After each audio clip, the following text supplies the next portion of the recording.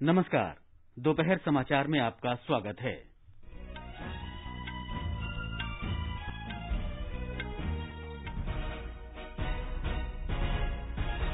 प्रधानमंत्री नरेंद्र मोदी ने पंजाब, कर्नाटक, बिहार और उत्तराखंड के मुख्यमंत्रियों के साथ कोविड संबंधित स्थिति की समीक्षा की।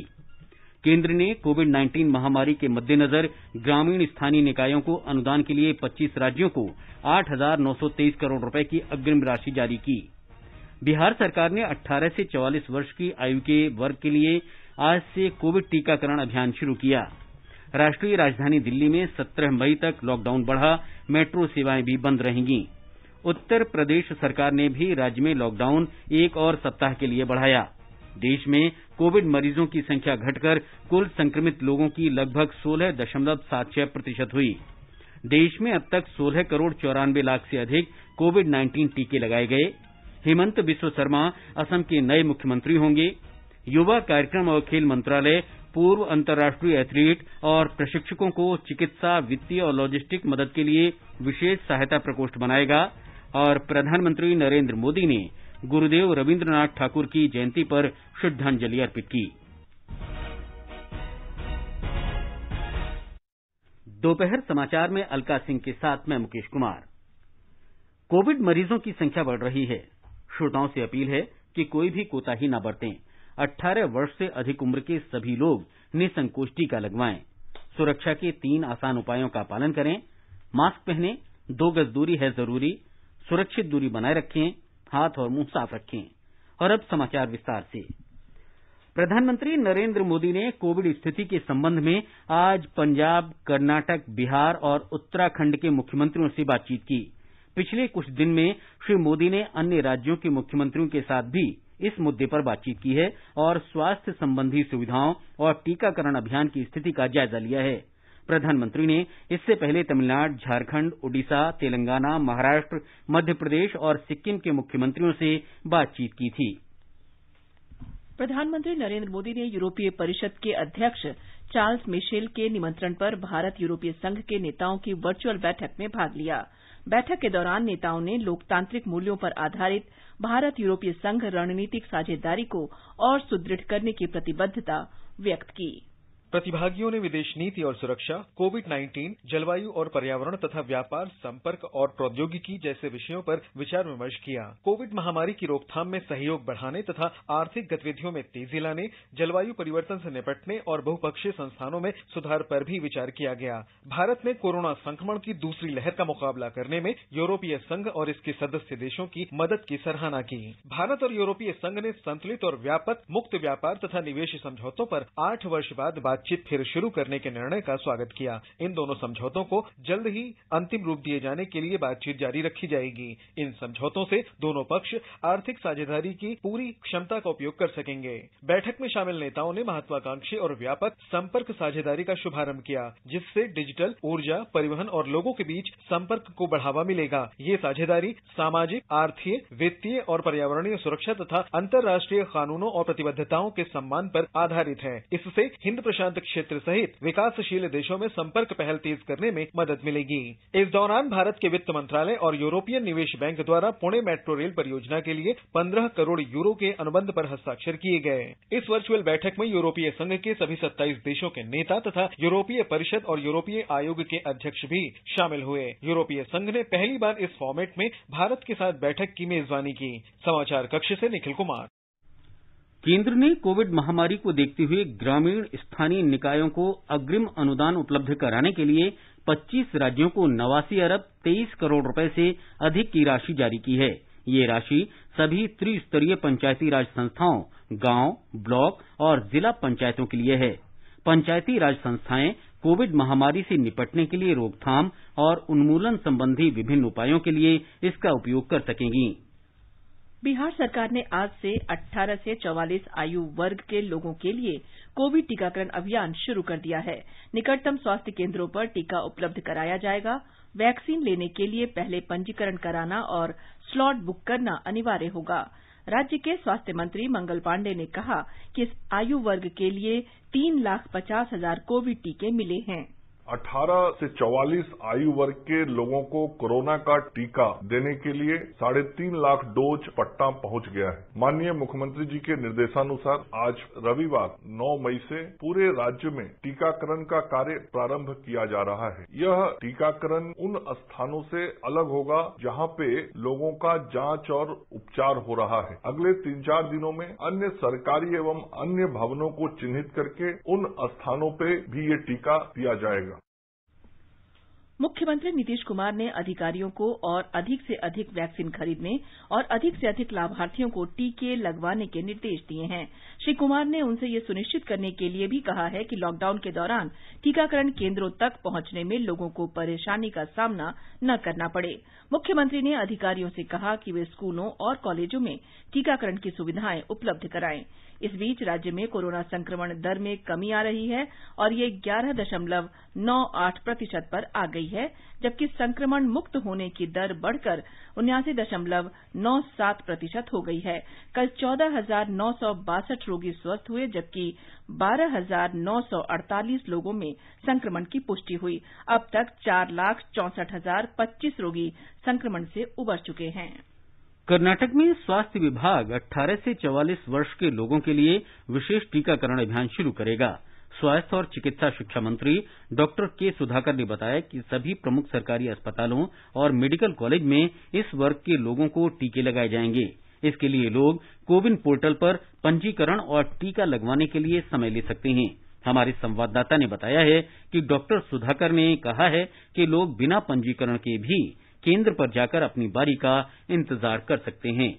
मंत्री डॉक्टर सुधाकर जी ने आश्वासन दिलाया है कि उनकी कोशिश है कि सभी नागरिकों को राज्य में वैक्सीन प्राप्त हो। वैक्सीन प्राप्त करने की कोशिश जारी रखने की बात भी उन्होंने रखी है। उन्होंने विश्वास बनाए रखने की अपील भी की है। उन्होंने जानकारी दी है कि सरकार ने 2 करोड़ कोविशील्ड डोसेस और 1 करोड़ कोवैक्सीन डोसेस की मांग रखी है। कोविशील्ड को तैयार करने वाले सीरम इंस्टीट्यूट ने अभी तक 6.5 लाख डोसेस वैक्सीन पहुंचाया है और अगला दस्ता इस महीने के दूसरे या तीसरे सप्ताह आने की संभावना है। अंदाजा लगाया गया है कि राज्य में 18 से 44 आयु के बीच 3.26 करोड़ जनसंख्या है और इन्हें 2 बार वैक्सीन देने के लिए 6.52 करोड़ डोसेस की आवश्यकता है। सुधींद्र, आकाशवाणी समाचार, बेंगलुरु। राष्ट्रीय राजधानी क्षेत्र दिल्ली में लॉकडाउन की अवधि 17 मई तक बढ़ा दी गई है। मुख्यमंत्री अरविंद केजरीवाल ने आज संवाददाताओं को बताया कि पिछले कुछ दिनों से संक्रमण की दर 35% से घटकर 23% रह गई है। उन्होंने कहा कि राजधानी में टीकाकरण भी शुरू हो गया है। हालांकि वैक्सीन की कमी है, लेकिन आशा है कि केंद्र इस संबंध में सहायता करेगा। सरकार ने आप सब लोगों के फीडबैक के आधार पे मजबूरीवश अभी 1 हफ्ते का लॉकडाउन और बढ़ाया जा रहा है। कल सुबह 5 बजे ये लॉकडाउन खत्म होना था, लेकिन अब ये अगले सोमवार के सुबह 5 बजे तक के लिए बढ़ाया जा रहा है और इस बार थोड़ा सा और सख्त किया जा रहा है। कल से दिल्ली के अंदर मेट्रो भी चलना बंद हो जाएंगी। हमारी कोशिश है कि जितना ज्यादा इसको लॉकडाउन को सख्त किया जाएगा, उतना तेजी से हम सब लोग कोरोना पे काबू पा पाएंगे। इस लॉकडाउन के पीरियड को हमने हेल्थ इंफ्रास्ट्रक्चर को और मजबूत करने के लिए इस्तेमाल किया। कई जगह नए ऑक्सीजन बेड्स तैयार किए गए। सबसे बड़ी दिक्कत दिल्ली में ऑक्सीजन की आई है। नॉर्मल टाइम में जितनी ऑक्सीजन चाहिए होती है अस्पतालों में, उससे कई गुना ऑक्सीजन की जरूरत पड़ने लगी। पिछले कुछ दिनों में केंद्र सरकार के साथ मिलकर और हाई कोर्ट और सुप्रीम कोर्ट के आदेशों से, केंद्र सरकार के सहयोग से अब ऑक्सीजन की स्थिति दिल्ली के अंदर काफी सुधरी है। दिल्ली आपदा प्रबंधन प्राधिकरण DDMA ने कहा है कि 17 मई तक लॉकडाउन की अवधि के दौरान सार्वजनिक स्थानों, बैंक्वेट हॉल, होटलों और अन्य स्थानों पर विवाह समारोह पूरी तरह प्रतिबंधित रहेंगे। आज DDMA के आदेश में कहा गया है कि ऐसे समारोह की केवल घर या अहाते में ही अनुमति होगी और उसमें 20 से अधिक लोग शामिल नहीं हो सकेंगे। विवाह में शामिल होने के लिए आने जाने वालों को शादी का कार्ड या मोबाइल पर उसकी फोटो दिखानी होगी। DJ, sound system, tent, catering या किसी तरह की अन्य सुविधाओं की अनुमति नहीं होगी। इस तरह की सेवाओं के प्रदाताओं को अग्रिम राशि लौटानी होगी अथवा आपसी सहमति से कर्फ्यू के बाद विवाह के आयोजन की तिथि तय करनी होगी। उत्तर प्रदेश सरकार ने कोविड संक्रमण के बढ़ते प्रकोप के बीच राज्य में कोरोना कर्फ्यू एक और सप्ताह के लिए बढ़ा दिया है। इससे पहले कर्फ्यू कल सुबह समाप्त होना था, लेकिन अब ये 17 मई तक जारी रहेगा।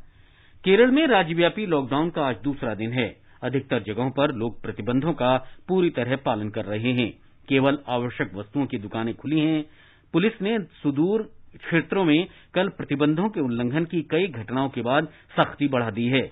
लॉकडाउन को सख्ती से लागू करने के लिए राज्य के विभिन्न भागों में 25,000 पुलिसकर्मी तैनात किए गए हैं। राज्य में सार्वजनिक परिवहन सेवा बंद है।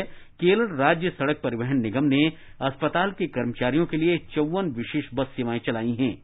इस बीच संक्रमित लोगों की संख्या लगातार बढ़ रही है। कल 41,971 लोग संक्रमित हुए। ये समाचार हमारी वेबसाइट newsonair.com/hindi और हमारे mobile app news on AIR पर भी उपलब्ध हैं।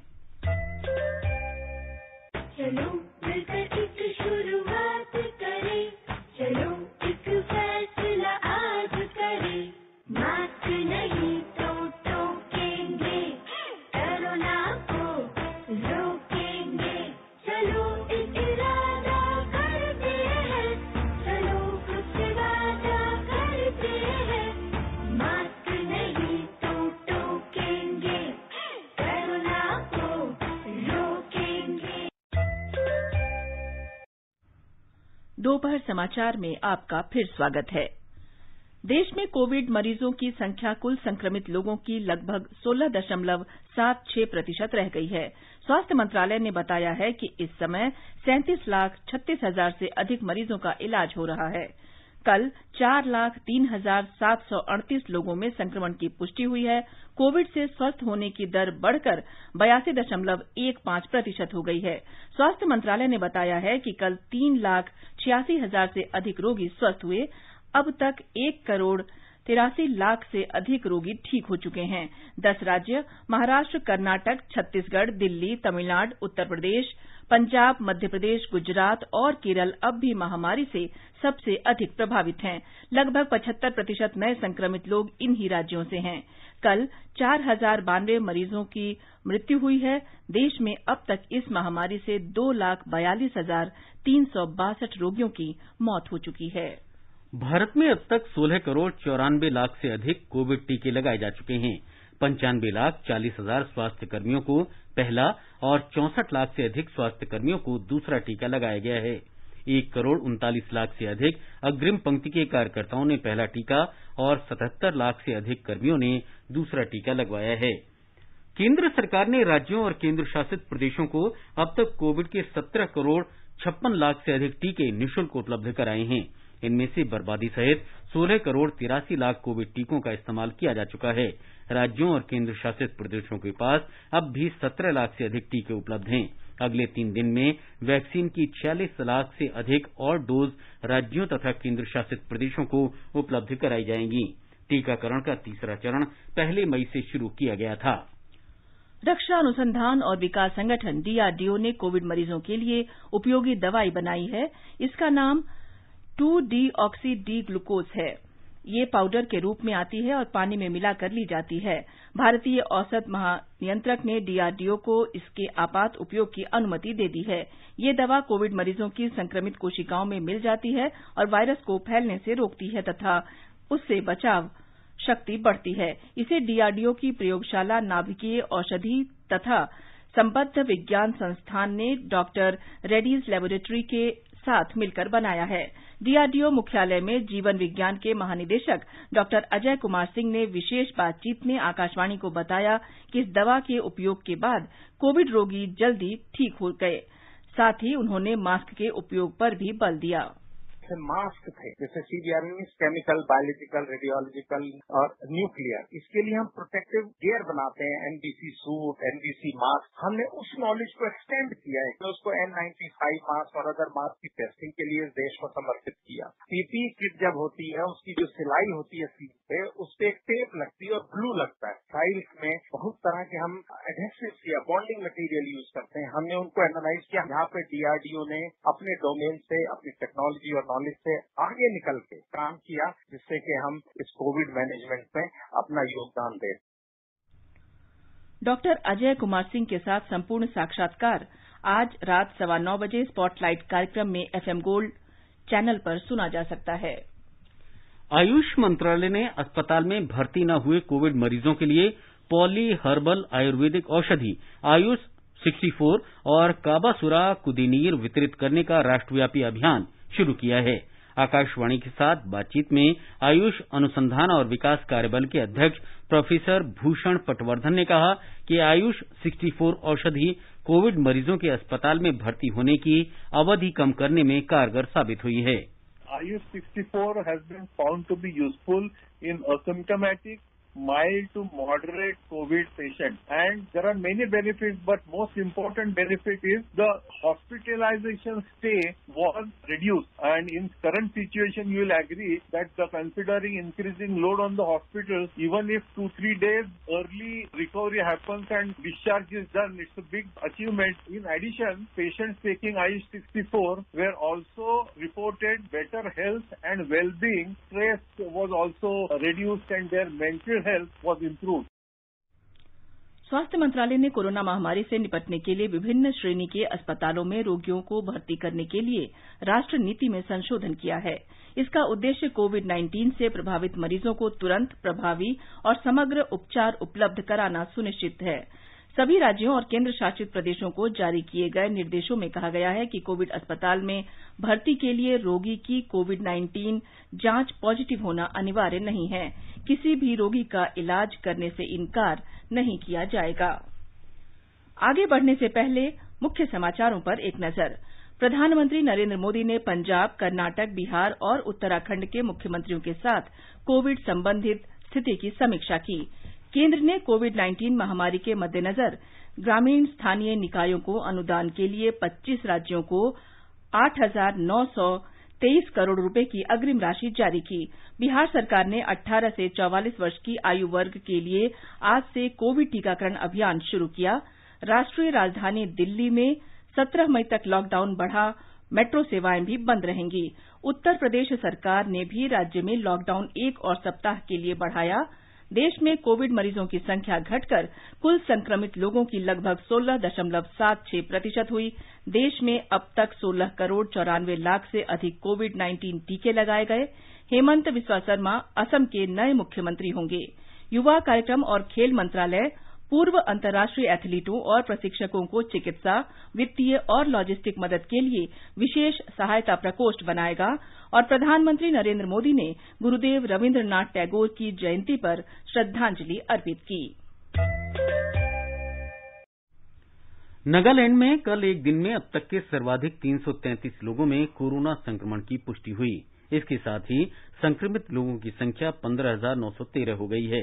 अब तक 12,559 मरीज स्वस्थ हो चुके हैं। 2,711 मरीजों का अब भी उपचार किया जा रहा है। कोरोना संक्रमण के मामले में मध्य प्रदेश अब देश में 15वें स्थान पर है।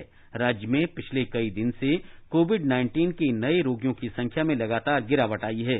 हमारे संवाददाता ने बताया है कि प्रदेश में कल 11,598 नए मरीजों का पता चला और 4,445 रोगी स्वस्थ हुए। राज्य के स्वास्थ्य विभाग द्वारा जारी हेल्थ बुलेटिन में बताया गया है कि प्रदेश में कल 11,598 नए मरीजों का पता चला, वहीं 4,445 मरीज स्वस्थ हुए। अभी भी ज्यादातर मरीज भोपाल, इंदौर, जबलपुर और ग्वालियर जैसे बड़े शहरों में ही मिल रहे हैं। प्रदेश में एक्टिव मामलों की संख्या भी 1 लाख से ज्यादा हो गई है। हालांकि राहत की खबर यह है कि पिछले 3 हफ्तों से यहां लगातार नए प्रकरण कम हो रहे हैं। इस बीच मुख्यमंत्री शिवराज सिंह चौहान ने कहा है कि प्रदेश में हर कोविड मरीज को इलाज के लिए आवश्यकता अनुसार ऑक्सीजन और आईसीयू बिस्तर उपलब्ध कराए जाएंगे। उन्होंने कहा कि इसके लिए हर जिले में निरंतर स्वास्थ्य सुविधाएं बढ़ाई गई हैं। समाचार कक्ष भोपाल से मैं राशिद अहमद खान। महाराष्ट्र में बाबा साहब डॉक्टर भीमराव अंबेडकर स्मारक समिति ने नागपुर में दीक्षा भूमि में 30 बिस्तरों वाला कोविड देखभाल केंद्र स्थापित किया है। समिति के अध्यक्ष भंते आर्य नागार्जुन सुरई ससई ने आज इस केंद्र का शुभारंभ किया। हमारे संवाददाता ने बताया है कि इस अवसर पर नागपुर नगर निगम के अधिकारी भी उपस्थित थे। इस सेंटर में 15 ऑक्सीजन बेड तथा 15 आइसोलेशन बेड है और ऑक्सीजन की अतिरिक्त आपूर्ति की सुविधा उपलब्ध है।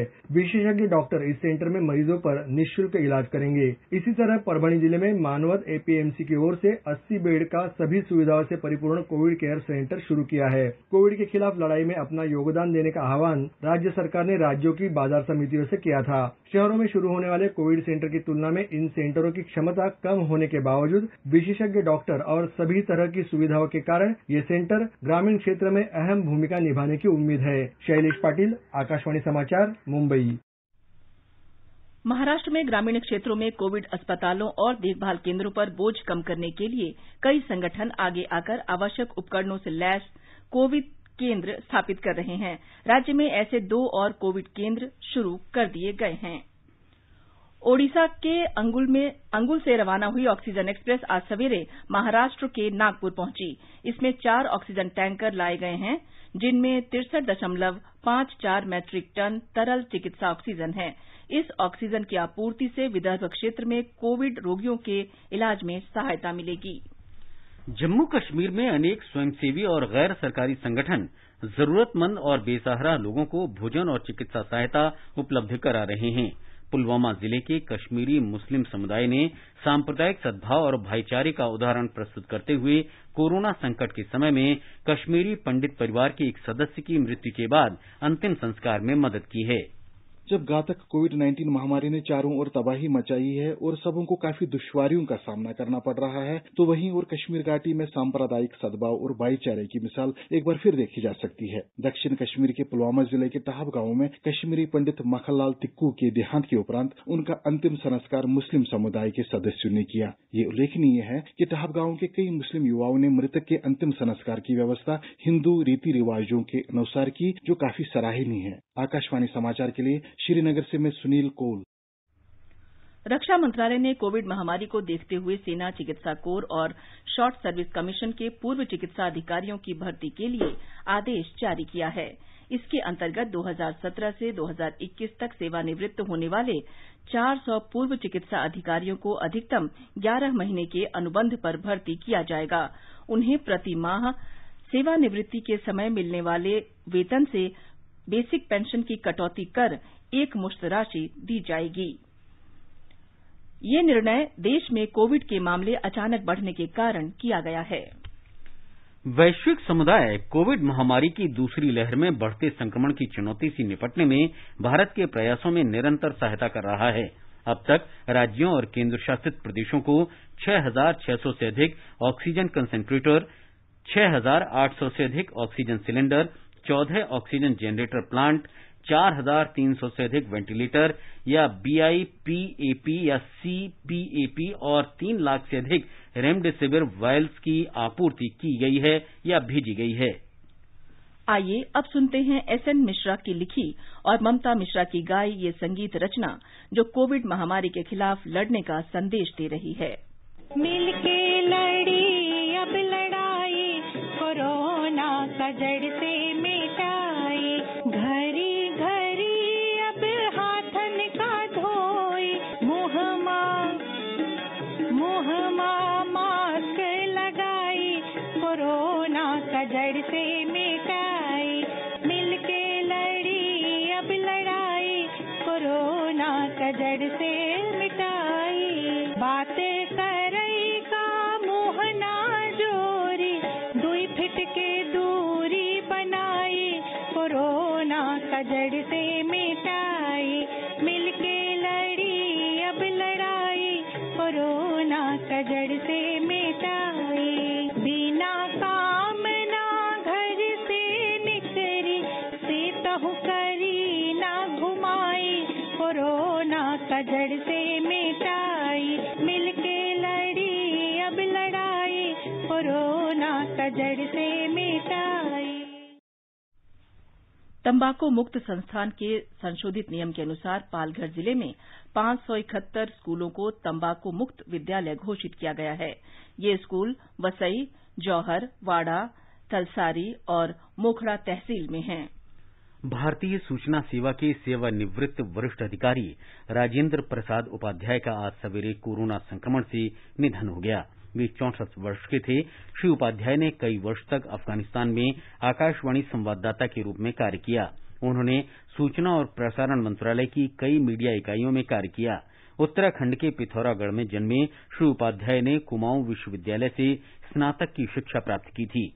श्री उपाध्याय डाक विभाग में कई वर्षों तक कार्य करने के बाद भारतीय सूचना सेवा से जुड़े। वे महान गांधीवादी विचारक, विभिन्न विषयों के विद्वान, विनम्र और मृदुभाषी थे। प्रधानमंत्री नरेंद्र मोदी ने आजाद हिंद फौज आईएनए के पूर्व जवान ललती राम के निधन पर दुख व्यक्त किया है। श्री मोदी ने ट्विटर पर कहा कि ललती राम जी का साहस और भारतीय स्वतंत्रता संग्राम में योगदान कभी नहीं भुलाया जा सकेगा। प्रधानमंत्री ने ललती राम जी के साथ बातचीत को याद करते हुए कहा कि उन्होंने भारतीय इतिहास पर अमिट छाप छोड़ी है। हरियाणा के झज्जर के निवासी ललती राम का आज निधन हो गया। वे 100 वर्ष के थे। श्री मोदी ने विश्व कवि रविन्द्रनाथ ठाकुर की जयंती पर श्रद्धांजलि अर्पित की है। नोबेल पुरस्कार से सम्मानित गुरुदेव रविन्द्रनाथ ठाकुर को स्मरण करते हुए प्रधानमंत्री ने कहा कि उनके अनुकरणीय आदर्श आज भी हर किसी को उनके सपनों का भारत बनाने की शक्ति और प्रेरणा दे रहे हैं। रविन्द्रनाथ ठाकुर की जयंती को बांग्ला भाषा में 25शे बोईशाखी भी कहा जाता है। कवि, उपन्यासकार, निबंधकार, दार्शनिक और संगीतकार की बहुमुखी प्रतिभा से संपन्न गुरु रविन्द्रनाथ ठाकुर उन महान साहित्यकारों में से एक थे जिनके कार्य ने समूची मानवता को छुआ। गुरुदेव ने 2000 गीत भी लिखे जो रविन्द्र संगीत के नाम से जाने जाते हैं।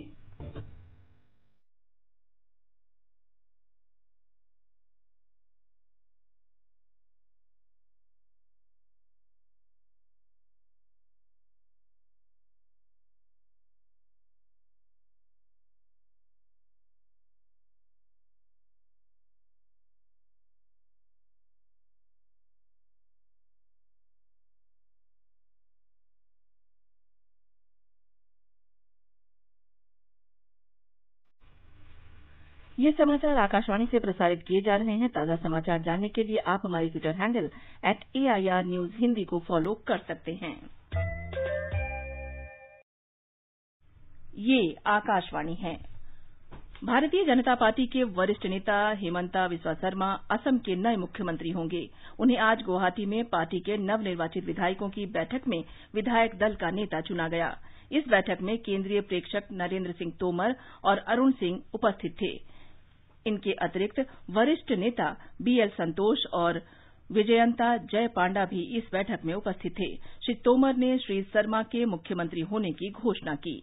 सर्वसम्मति से मैं पर्यवेक्षक के नाते विधायक दल की बैठक में आसाम राज्य भारतीय जनता पार्टी विधानमंडल नेता के रूप में श्री हेमंत बिस्वा शर्मा को इस अवसर पर घोषित करता हूं। इससे पहले निवर्तमान मुख्यमंत्री सर्बानंद सोनोवाल ने अपना त्यागपत्र राज्यपाल प्रोफेसर जगदीश मुखी को सौंपा। तमिलनाडु में मुख्यमंत्री M.K. स्टालिन के नेतृत्व में मंत्रिमंडल की पहली बैठक आज राज्य सचिवालय में हुई। ये बैठक राज्य में बढ़ते कोविड मामलों के मद्देनजर बुलाई गई। युवा कार्य और खेल मंत्रालय, भारतीय ओलंपिक संघ IOA और भारतीय खेल प्राधिकरण साई ने विशेष सहायता प्रकोष्ठ बनाने के लिए समझौता किया है। यह प्रकोष्ठ सुनिश्चित करेगा कि पूर्व अंतर्राष्ट्रीय खिलाड़ियों और कोच को कोविड महामारी के दौरान चिकित्सा, आर्थिक और अन्य सहायता उपलब्ध हो। इस पहल के बारे में खेल मंत्री किरेन रिजिजू ने कहा कि सरकार उन सभी की सहायता के लिए तैयार है जिन्होंने देश में खेल संबंधी गतिविधियों में योगदान दिया और देश की प्रतिष्ठा बढ़ाई। भारतीय सूचना सेवा के पूर्व अधिकारी VS सूर्यनारायण का आज मुंबई में निधन हो गया। कोरोना से संक्रमित होने के कारण उन्हें अस्पताल में भर्ती किया गया था। आज सवेरे दिल का दौरा पड़ने से उनका निधन हो गया। अंत में मुख्य समाचार एक बार फिर। प्रधानमंत्री नरेंद्र मोदी ने पंजाब, कर्नाटक, बिहार और उत्तराखंड के मुख्यमंत्रियों के साथ कोविड संबंधित स्थिति की समीक्षा की। केंद्र ने कोविड-19 महामारी के मद्देनजर ग्रामीण स्थानीय निकायों को अनुदान के लिए 25 राज्यों को 8,923 करोड़ रुपए की अग्रिम राशि जारी की। बिहार सरकार ने 18 से 44 वर्ष की आयु वर्ग के लिए आज से कोविड टीकाकरण अभियान शुरू किया। राष्ट्रीय राजधानी में 17 मई तक लॉकडाउन बढ़ा, मेट्रो सेवाएं भी बंद रहेंगी। उत्तर प्रदेश सरकार ने भी राज्य में लॉकडाउन एक और सप्ताह के लिए बढ़ाया। देश में कोविड मरीजों की संख्या घटकर कुल संक्रमित लोगों की लगभग 16.76% हुई। देश में अब तक 16 करोड़ 94 लाख से अधिक कोविड-19 टीके लगाए गए। हेमंत बिस्व शर्मा असम के नए मुख्यमंत्री होंगे और युवा कार्यक्रम और खेल मंत्रालय पूर्व अंतर्राष्ट्रीय एथलीट और प्रशिक्षकों को चिकित्सा, वित्तीय और लॉजिस्टिक मदद के लिए विशेष सहायता प्रकोष्ठ बनाएगा। इसके साथ ही दोपहर समाचार का ये अंक समाप्त हुआ। नमस्कार।